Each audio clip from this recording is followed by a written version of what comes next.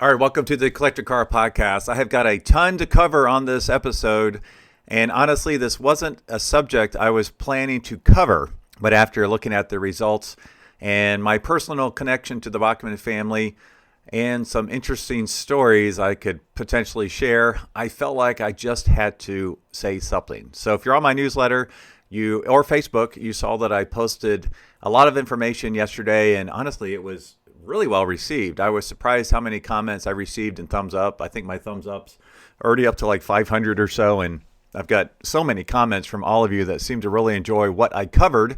So I'm going to cover that in this episode, go through kind of what I covered in the email blast with a little bit more information, and then I will, at the end of this podcast, talk about my personal connection with the Bachmans and some behind-the-scenes stuff that happened. Not all, because I can't share everything, but just be an interesting insight I think that you would enjoy a little bit behind the scenes. So I will have to say all the pictures in this podcast are from Meekum's website. They had some wonderful photography. Meekum did a fantastic job in presenting this collection and achieving incredible results. So hats off to them. They just did a wonderful job. Now, before we get started, I do want to welcome a couple new sponsors. You probably have seen Discovered once already in this podcast. If you want to go on a really cool muscle car tour, be sure to check that out. It's in my link to description to this podcast. And then also I'd like to welcome NCM Insurance. They're brand new. This episode is their first time, so they will be with us for the long haul. And I have a couple more sponsors popping up here in the next few weeks, mostly related to the book launch, which is really cool. And again, the Enthusiast Guide to Collector Cars is coming out around May 1st. Some of you have asked me, where are your books? Well, just remember, I said it's launching in the spring, so I'll get those to you as quickly as I can. And if you are interested in sponsorship opportunities, either with the podcast or a full-page ad in the book, please shoot me a note, greg@thecollectorcarpodcast.com. Those are filling up very quickly. So here we go. First to my sponsors, and then we'll cover a bunch of yellow Ferraris, as well as a very, very special white one that also sold. If you own a collector car, you already know it deserves more than a standard insurance policy. NCM Insurance specializes in agreed value coverage designed specifically for classic collector and enthusiast vehicles. From weekend drivers to serious collectors, they understand how these cars are used, stored, and protected. To learn more about protecting your collector car the right way, visit ncminsurance.com. Coverage built for the cars you care about. Imagine a journey so rare it only happened once. That's the spirit behind Once. Exclusive, one-time only adventures that will never be repeated. Our next experience, American Muscle Legends, takes you trackside with the most iconic cars in history, complemented by luxury accommodations and behind-the-scenes access you simply can't buy. Spots are limited. When it's gone, it's gone. You can learn more at discoveronce.com/muscle. Okay, you'll have to excuse me. I'm trying to do all this fairly quickly after the sale, so I have a lot of information to cover here. And, it might seem rambling at times, but I swear I'm trying to keep on track. So what I'm going to do first is I'm going to cover some of the big sales with Meekum that happened this weekend. It was just absolutely incredible, outstanding. Part of me wishes I was there, and then when you kind of hear a little bit of the backstory, part of me is so glad I wasn't there. So you'll have to stay till the end of this podcast to hear why. But let's talk about the results first. First off, this is pretty much, you hear this a lot, once in a lifetime kind of collection, but this one truly is. And I say that because this wasn't a collection that could have just been bought off the shelf at any auction. This is one that was curated over many, many years. And I'll get into that a little bit more here in a minute. You're looking at a yellow Enzo right here. That was the big sale of the weekend for the Bachmans. So 2003 Enzo Ferrari. Yeah, this thing went nuts. And let me just say, from a numbers perspective, 33 of the 48 lots sold were world record prices. Now, you see a lot of that advertised as 46 Ferraris. That is correct. I did also include the 2 Alfa Romeos because those were part of the Bachman sale. Those were really cool. Neither one of those actually broke a record, which was a little bit surprising to me considering the rarity of the color and the mileage. But this was the top seller, this 2003 Ferrari Enzo. All the numbers I'm quoting are without the buyer's premium, so minus 10%. And why do I do that? Because this is the money that went into the pockets of the Bachmans, in this case, the Bachman Foundation. And so this one hammered for $16,250,000. The previous record price was just over $6 million.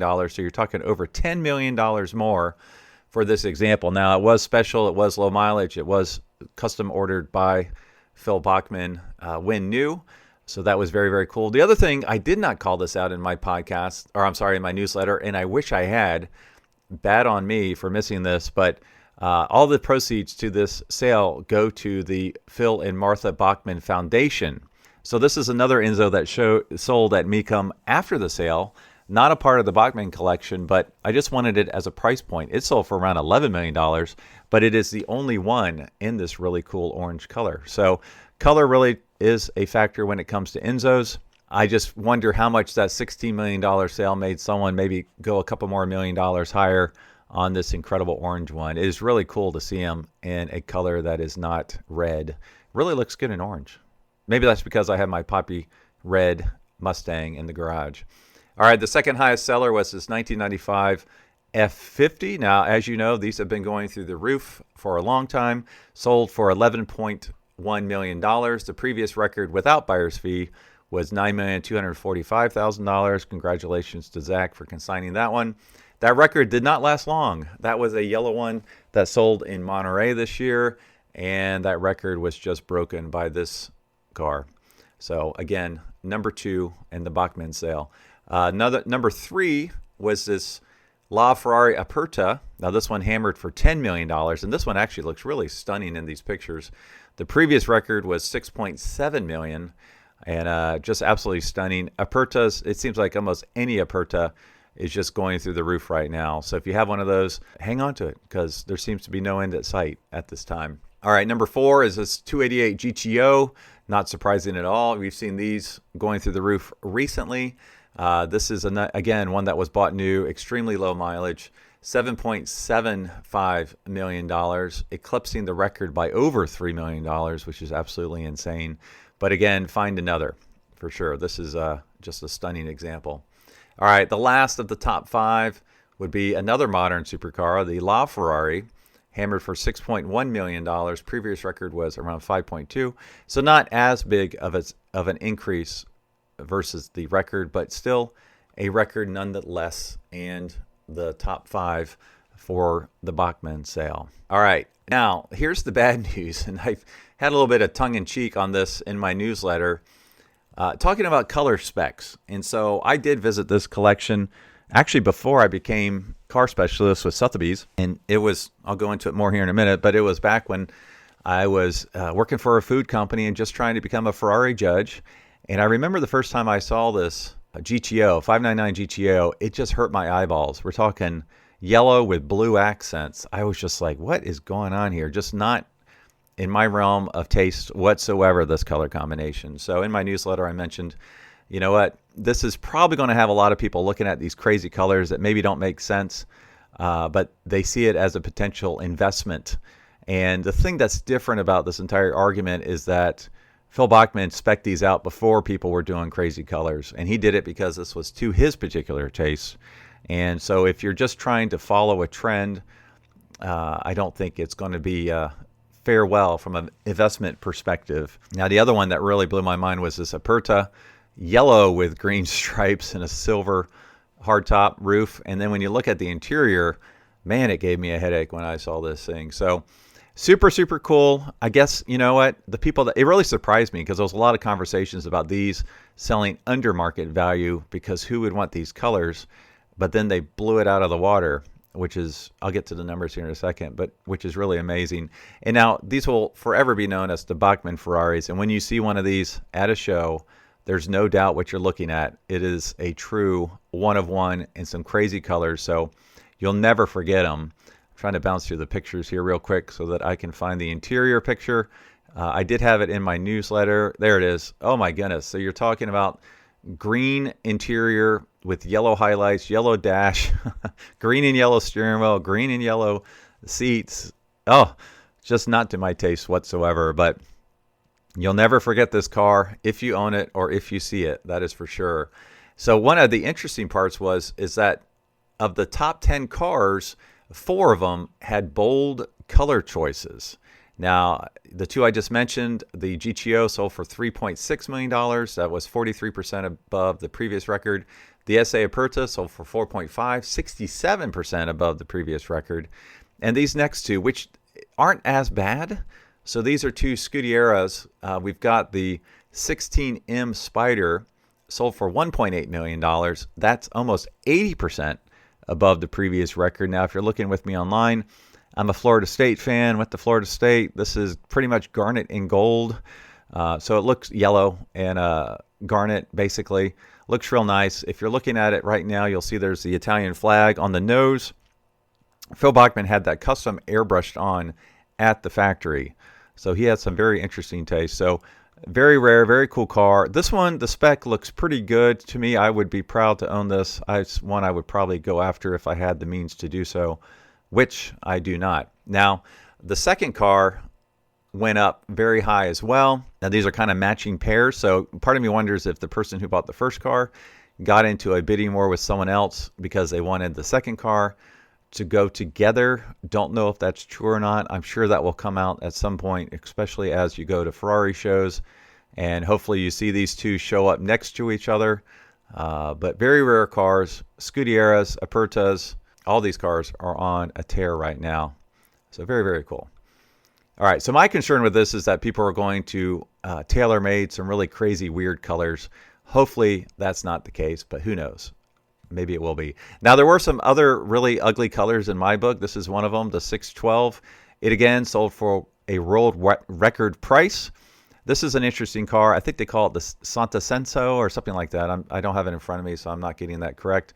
But they only made 60 of these cars to commemorate the 60th anniversary of Ferrari, so they're very rare and sought after just from that fact. And then you take in the fact that this was probably ordered brand new by Phil Bachman in interesting colors, almost like a yellow tan with a pewter underneath. It just doesn't look that great, honestly.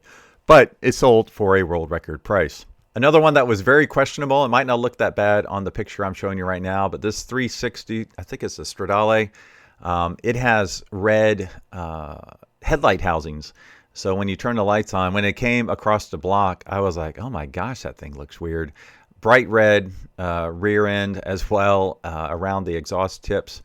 Very loud, not to my taste. But again, custom made by the Bachmans. One of one. You'll know it when you see it for sure. All right, something else that was surprising, and I have to apologize to you, those of you who own a Superamerica. My numbers were not quite correct in my email. I compared an F1 to a manual, so shame on me. So the 95.7% below a record price is not totally accurate. It is still double digits below a record price for an F1, but not nearly as extreme.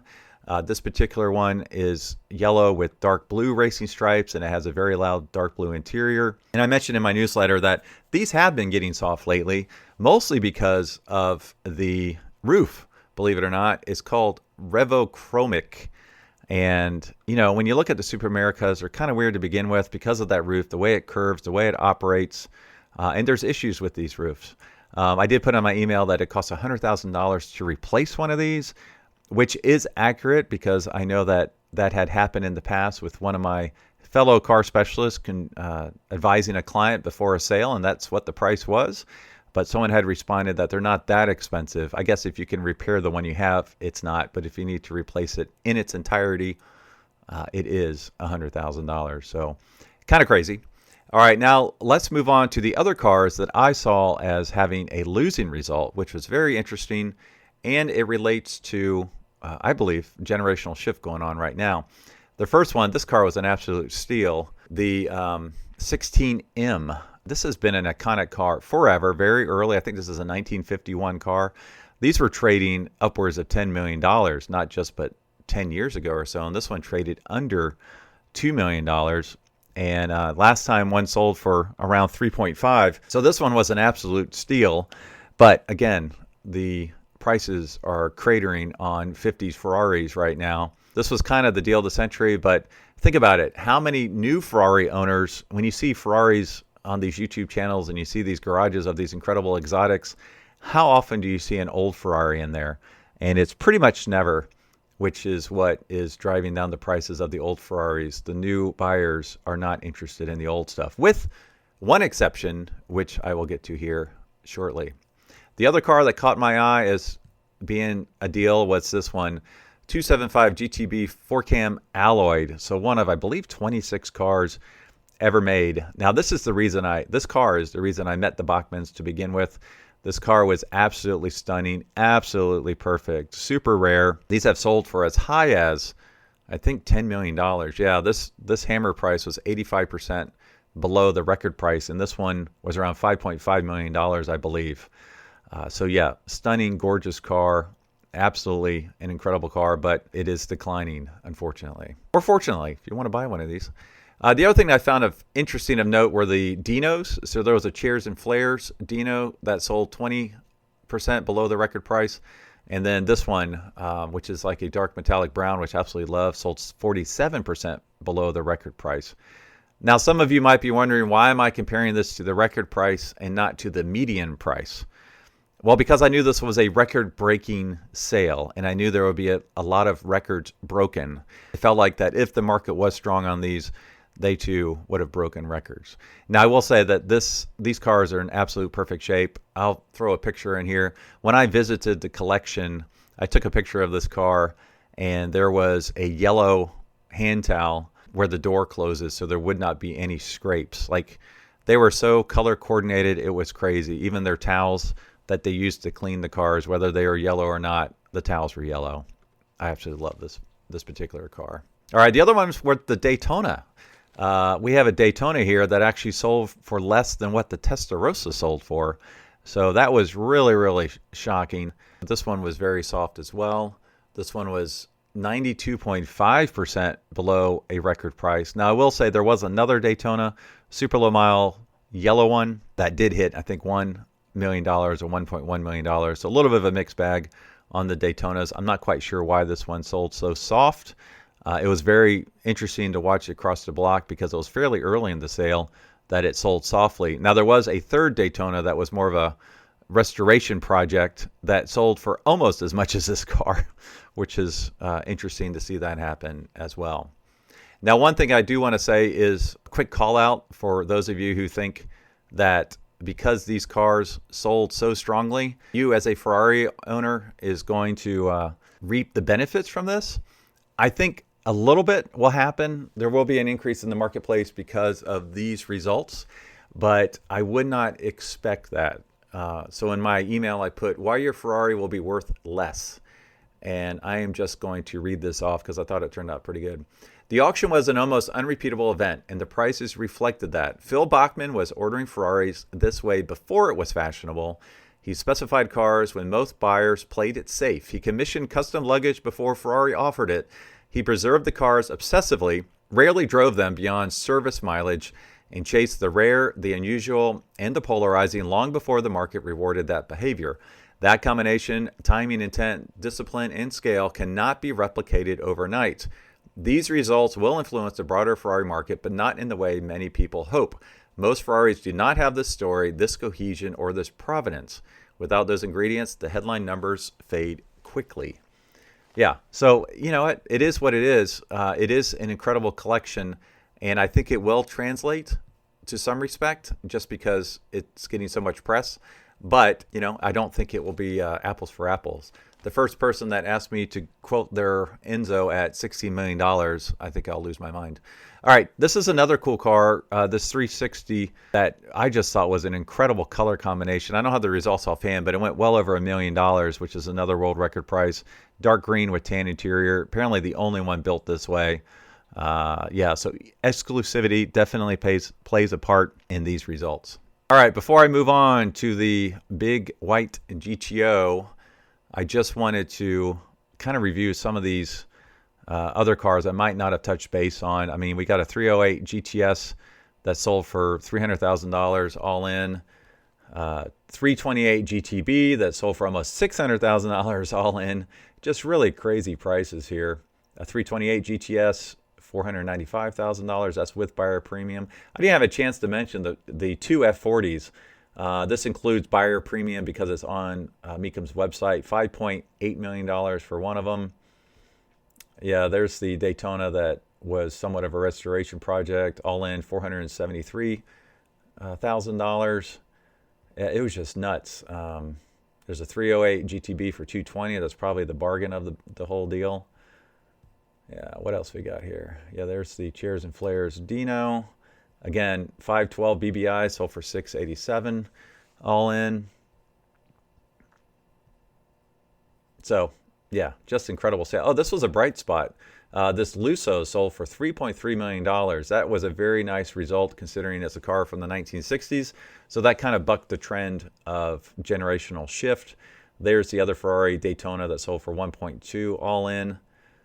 FXX, couldn't even talk about that, $6.3 million. That's the only one that's in yellow. All right, so that is about it that I wanted to cover as far as the Bachman sale. Now, the other thing I wanted to cover was this incredible car, the GTO. So this is the 1962 Ferrari 250 GTO. Now, there's a lot of interesting stuff around this car. I had heard rumors that it was a guaranteed sale at $40 million. And then I just happened to be in the collection of the owner of this car, and he was not there. But talking to people in the know said, no, that wasn't actually correct. There wasn't a guaranteed number on this car. And if you read the forums, you had people saying it's going to sell for 70 million, it's going to sell for 90 million. Some of the folks I have a lot of respect for were saying 70 million. And I learned from the 330 LM 250 GTO sale a couple years ago that this market is getting soft like everything else. And so when I was thinking about this car, I actually had a chance to see it in person at the Muscle Car and Corvette National sale. I pegged it around $40 million. Now, why would I do that? Well, three reasons. First off, it is the only white car, but I don't think it looks that great in white. Yes, that's a one-of-one color, but I don't know. It just loses some magic not being red. And then the other thing that affected its price, in my mind, is that it's a right-hand drive car. Now, there are, I believe, 6 other right-hand drive GTOs, so probably not as big of a factor, but being sold in the U.S., I think it was a factor. And then third, it did not have its original engine. Now, it's my understanding it had a Ferrari-built Classic A certified correct engine, but not the original engine. Now, an interesting fact is that this was offered for sale for about 2 years over in England by a well-known broker.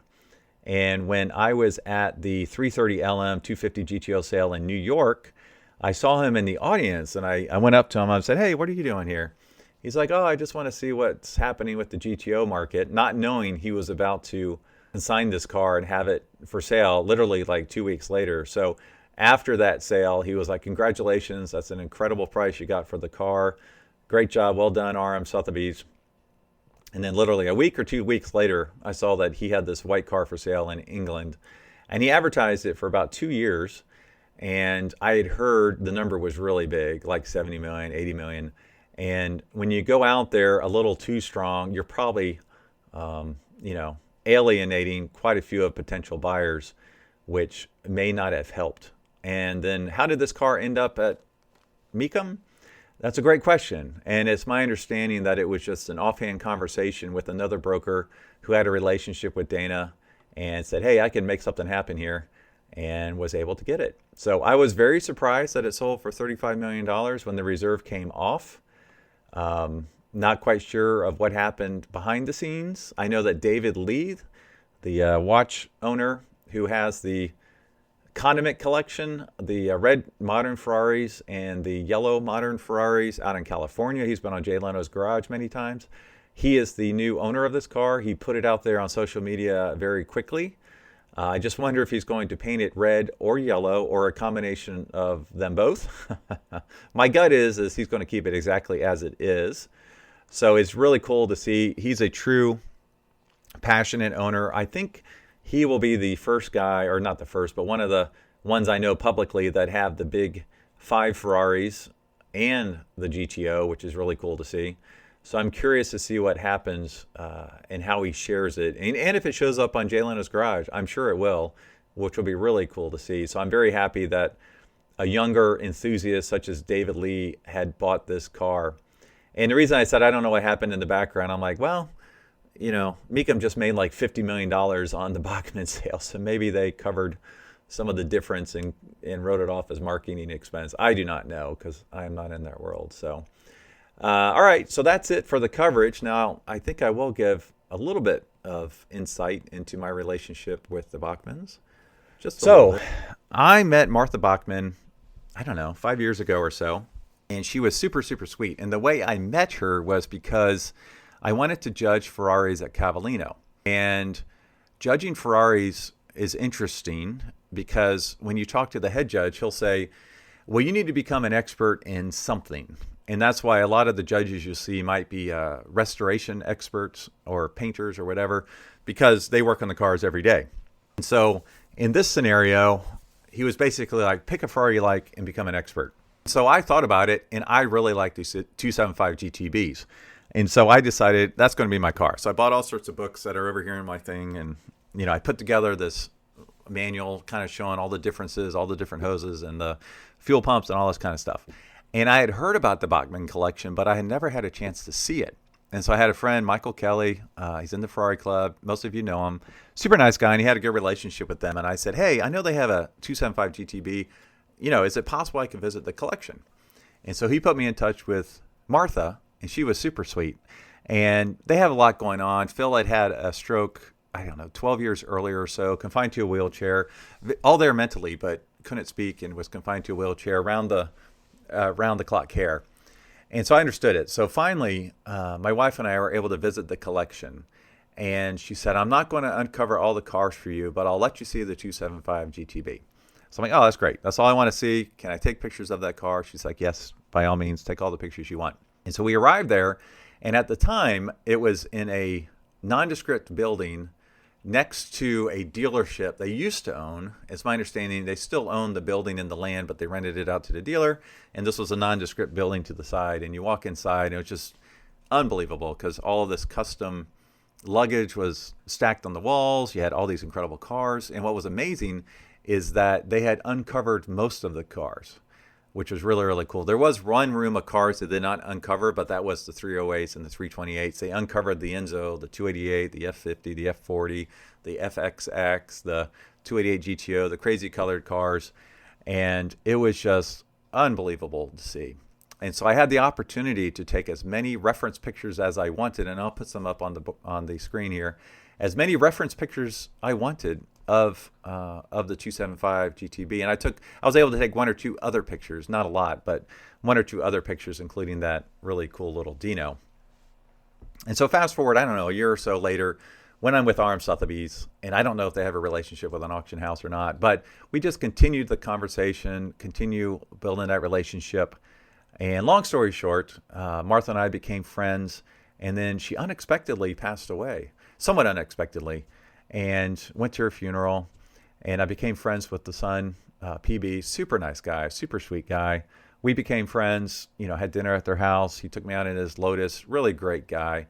And then his dad passed away, which again was unfortunate, but man, Phil, he just kept on going. I think he was 87 or 88 years old, and he just kept on going. He passed away. Anyways, long story short, I'm not a guy to approach someone about a collection at a time like that. And fairly soon afterwards, I had heard that the cars were going to be sold. And long story short, it was a situation, I can't go into it because it's not direct. It's not information that is direct to me. It's more hearsay through someone who should know and would know. But long story short, all the auction companies made pitches, except RM was somehow locked out of that process. I still don't quite understand why. And kudos to Mecum. They came in with the biggest bat, took the biggest swing, and knocked it out of the park. And so they got the collection, and they really did an incredible job consigning it to one of the big auctions in the country. And looked like they did a wonderful job displaying it on site. I would have liked to have been there, but it was just one of those things.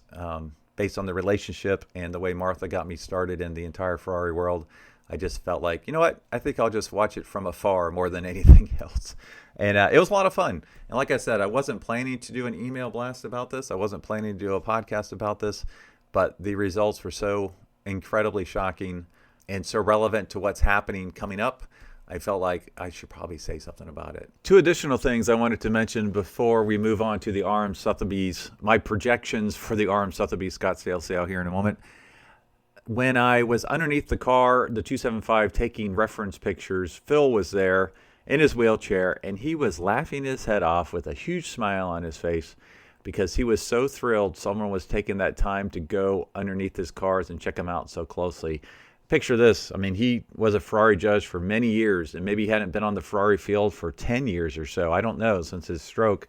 And to have someone in there and show the kind of love and respect for his cars as if it was on a judging field, I could see why he got excited about that. So that was really funny, him laughing his head off while I was crawling underneath his car with a flashlight. The other thing is as a thank you for the visit, I like to do some drawing. So I did a pen and ink drawing of his FXX. And I believe it was the Shanghai racetrack, and it's just a black and white pen and ink drawing. The Shanghai racetrack, because that's where he had the most success with that particular car. And I had it framed, and I sent it. And Martha, I wish I still had it. Martha sent me a picture of him with a big smile on his face, holding that picture up as a thank you. And I've been watching the Mecum On Time, their online auction of the Bachman stuff, hoping I would see my artwork there, because I just think it would be hilarious if Mecum sold a piece of artwork by me. Now, they probably saw it and said, this is some rookie amateur, and they just chunked it. Hopefully not, but that's probably what happened, because I have not seen it online anywhere. So if I do see that pop up for sale, I'll be sure to let you know. I just think that would be hilarious. Now, something else I wanted to do, and I won't be able to do it that much just because I haven't had time to prep, but I did pick 4 cars. I did want to look at the offerings at RM Sotheby's Scottsdale sale. This comes out on Thursday. The sale's tomorrow, Friday. So if you're listening to this on Thursday or Friday, be sure to check it out. But I'm curious to see what the Bachman results, how it affects the Sotheby sale. So here's the 4 cars I'll pull out here. One is the F50. Estimate $7 to $9 million. So that'll be really interesting to see if it exceeds the high estimate. One would think it would fairly easily, but we will see. The second one is the 16M Scuderia Spider, $750,000 to $900,000, and then we have an Enzo, $5 to $6 million, and then the last one's going to be really interesting. It's like a prototype car, 2012 Ferrari LaFerrari Prototype P2. Estimate available on request. So that will be really interesting. I will be sure to mention that in next week's podcast so we can kind of see how they did. So I apologize. A lot to take in here. Just kind of gave it to you all at once. But as always, I appreciate you watching, listening, reading. And as always, I will talk to all of you next week.